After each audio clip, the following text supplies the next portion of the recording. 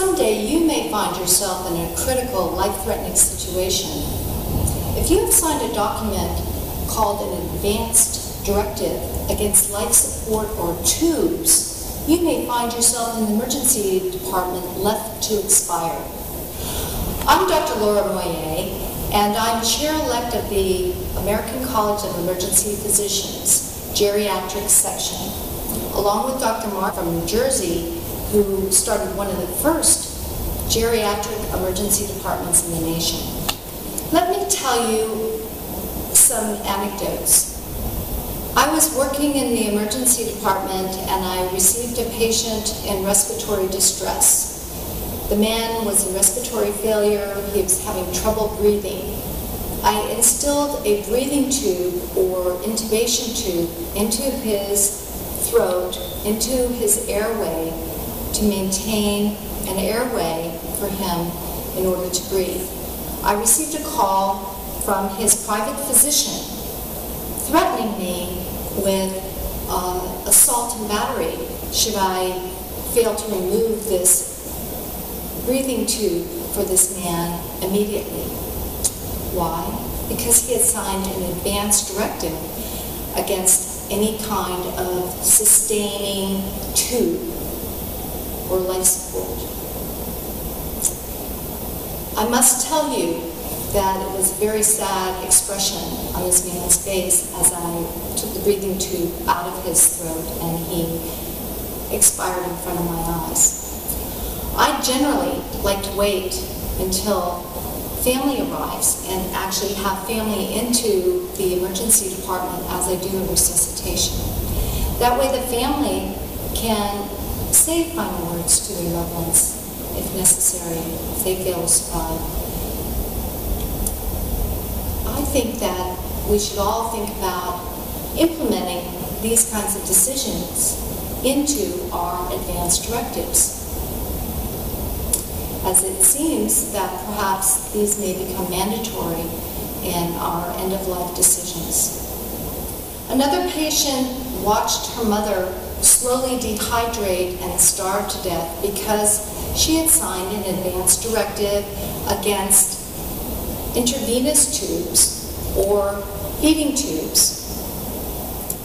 One patient of mine was in a critical car accident and found himself awakening after perhaps a week or two on life support. He had a tube in his throat that was ventilating him and bringing him air and oxygenating him, but he had full awareness of his surroundings. He could hear the doctors and nurses around him literally pulling the plug on patients around him that had advanced directives against tubes. He was terrified that he would be next. What are tubes? In emergency medicine, we are taught the ABCs. A is for airway. If you have your airway blocked off, you have maximum maybe 2 to 3 minutes before your brain starts having anoxic brain damage without oxygen.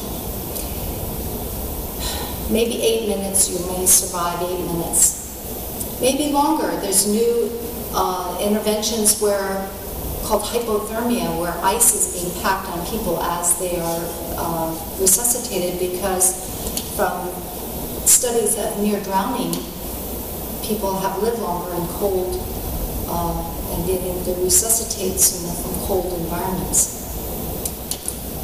B is for breathing. Even if you have an airway open, if your lungs are failing to move the air, you need the air to be moved and circulated in order to bring the oxygen in and carbon dioxide out. So the second most important thing to survival in a life-threatening, life support situation is to allow air to go in and out of your lungs. This can be done mechanically, it can be done by hand in the bag, while stabilizing and placing you on a ventilator, which will assist you in breathing. C is for circulation.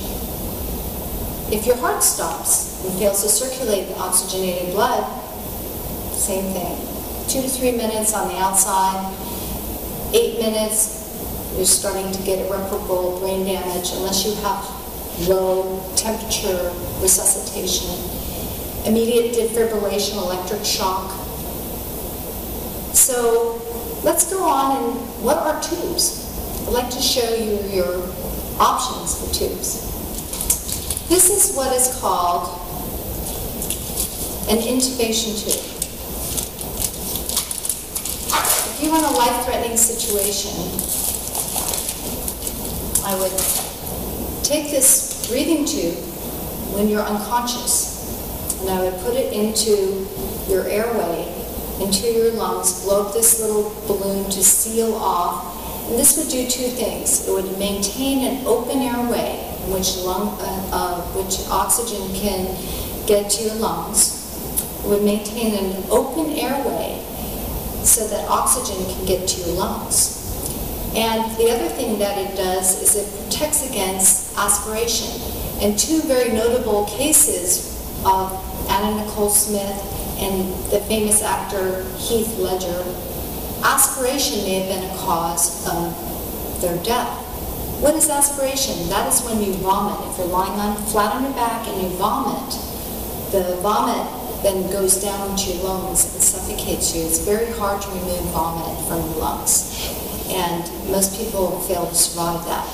So this is an airway when a person is unconscious and unable to protect their airway. This breathing tube will keep it open and protect your airway from aspiration. This is a plain oxygen mask. This is placed over your mouth to give you supplemental oxygen. There are other masks, and this is only used when you're aware enough to protect your own airway, if you're conscious enough to protect your own airway. There are other masks that have a cushion around them and are pressed against the face, and you can also obtain ventilation through them.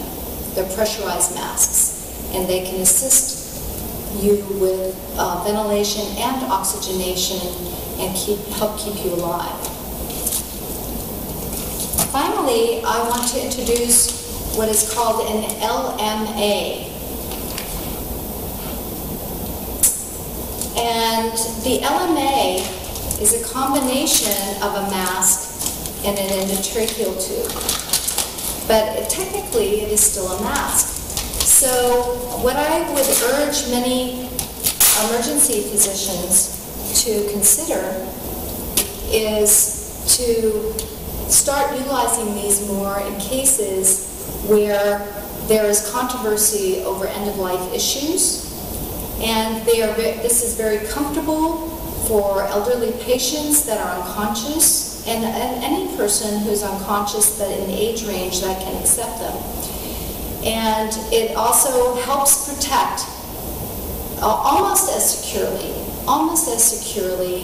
as the endotracheal tube. This way you can have the option of having your family come in, be with you if you had just a pure respiratory difficulty that threatened your life. As we've seen, that is the A of survival and airway. When you sign an advance directive, make conscious decisions, make specific decisions. What are tubes? What are your tubes options? Review them in detail with your doctors and your caregivers and family. Review your options and choose carefully, and have a beautiful journey. Thank you very much, and you can find more information at the following locations.